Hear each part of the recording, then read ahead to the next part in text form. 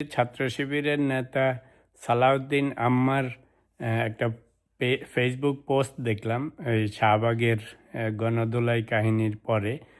তো লিখেছে যে শেখ হাসিনার পতন হয়েছিল রাজাকার বলার জন্য, আর তারেক রহমানের পতন হবে গুপ্ত শব্দ বলার জন্য।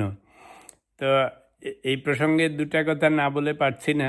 সালাউদ্দিন আম্মার নামটা শুনেও কেমন অদ্ভুত লাগে, এরকম নাম জীবনেও দেখি নাই। নো ডিসরেসপেক্ট, কিন্তু আম্মা বলে কোনো নাম কোনো দিন দেখি নাই বাংলাদেশে। এনিওয়েজ, দেশে বিদেশে সমস্ত শ্রেণীর লোকজন একাত্ম হয়ে এই যুদ্ধে নেমেছিল বলে শেখ হাসিনাদের পতন হয়েছে। ওই শিবিরের আম্মাজানের কথায় আর সাদিক কায়েমদের কথায় শেখ হাসিনাদেরও পতন হতো না, আওয়ামী লীগেরও পতন হতো না। কেন এটা বললাম? সেই সময় এরা গুপ্ত ছিল বলেই মিছিল মিটিং করেছে, সেজেছিল ছাত্রলীগ, সেজেছিল সাধারণ ছাত্র। কিন্তু এখন তোমরা আর গুপ্ত নাই বাবারা, রাজনীতি শেখো, এখন তোমরা সুপ্ত, এখন তোমাদেরকে সবাই চেনে এবং তারেক রহমানরা সরকার তোমাদেরকে জানে। মাত্র 2 মাস হয়েছে, নতুন বইয়ের মতো সরকার আচরণ করতেছে। কিন্তু এই তারেক রহমানরা গুপ্ত বলাতে ফেলে দিবা, শেখ হাসিনাদেরকে ফেলে দিয়েছ, এই কথা সত্যি নয়। আমরা দেশে বিদেশে থেকে দেখেছি, আমরা সারা বিশ্বের সমস্ত বাংলাদেশি মানুষ দেশে বিদেশে আন্দোলন করেছে বলেই সেই একটা শেখ হাসিনা বা আওয়ামী লীগ সরকারের পতন হয়েছে। তোমরা ভেবেছ তোমরা 7জন 5জন ওখানে খালি বড় বড় কথা বলে সরকার ফেলে দিয়েছ। এটা বিএনপির জন্য বলছি না, বিএনপি সরকার না, যদি জামায়াত সরকারও আসতো, বিএনপিও আন্দোলন করতো, এত সহজ হতো না। আর একটা জিনিস মনে রেখো বাচ্চারা, তোমরা তো এখনও ইয়াং ম্যান, এই প্রত্যেকের নামে ফাইল খোলা হচ্ছে সমস্ত জায়গায়।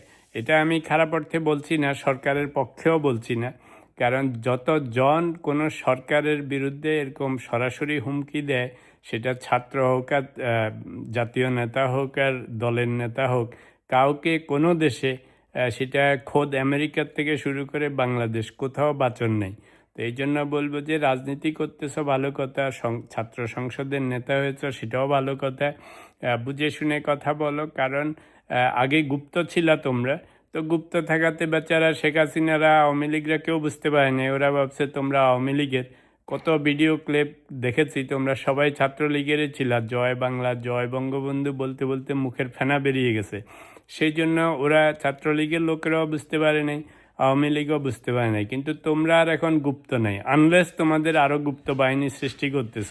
কিন্তু তোমরা যারা সুপ্ত বাহিনী আছো, মানে তোমাদের যাদের চেহারা দেখা যায়, কথা শোনা যায়, হুমকি দামকি দিচ্ছ, তোমরা বাংলাদেশের ইতিহাস মনে হয় ভুলে গেছো যে বাংলাদেশে যত বাহিনী আছে এদের কাজই হচ্ছে ফাইল খোলা।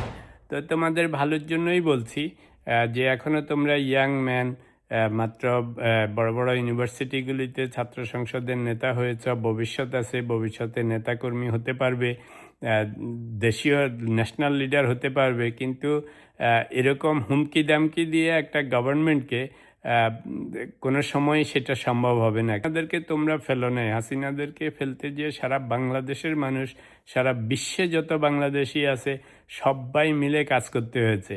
এই ছোট্ট তোমাদের 3 জনের ছাত্র শিবিরের গুপ্ত সংগঠন দিয়ে যে তোমরা শেখ হাসিনা বা আওয়ামী লীগকে ফেলে দিয়েছ সবসময় ক্লেম করো, এই ক্লেমটাও ফলস।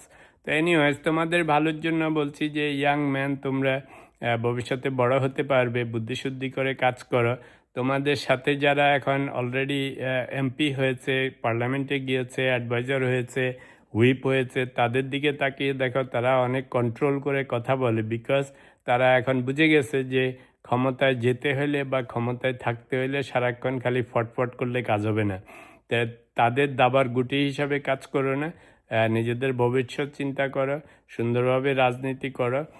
সবসময় সরকার বা বিরোধী দল, কোনো দলকেই, কোনো মানুষকেই, কোনো জাতীয় নেতাকেই, কোনো জাতীয় লিডারকে এরকমভাবে অপমানমূলক বা কুরুচিপূর্ণ কথাবার্তা বলা, গালিগালাজ করা, এটা কোনো দেশের কোনো সভ্যতায় এটা যায় না। তোমরা ইউনিভার্সিটিতে পড়াশোনা করো, ইসলামিক ধর্মে শিক্ষিত দীক্ষিত, তা আমাদের ধর্মে মানুষকে বলে সুন্দর কথা বলার জন্য, সুন্দর বিহেভিয়ার দেখানোর জন্য। কিন্তু তোমাদের কথাবার্তার মধ্যে যে শুয়ারের বাচ্চা, কুলাঙ্গার, দুনিয়ার হেন গালি নাই তোমরা দাও না। অথচ সাধারণ ছাত্র যাদের আওয়ামী লীগ বা ছাত্রলীগ, ছাত্রদল বা অন্যান্য দলের যে সমস্ত সাধারণ ছাত্ররা ইসলামের শিক্ষায় শিক্ষিত না, দীক্ষিত না, তাদের মুখে এগুলি মানাতো, কিন্তু তারাও বলে না। সাধারণ মানুষও এরকম ভাষা বাংলাদেশে ইউজ করে না। তোমরা যে ধরনের স্লোগান দাও, যে ধরনের কথা বলো, এগুলি তোমাদের দলের সাথে, তোমাদের ধর্মীয় শিক্ষার সাথে, ইউনিভার্সিটি শিক্ষার সাথে, কিছুর সাথেই যায় না।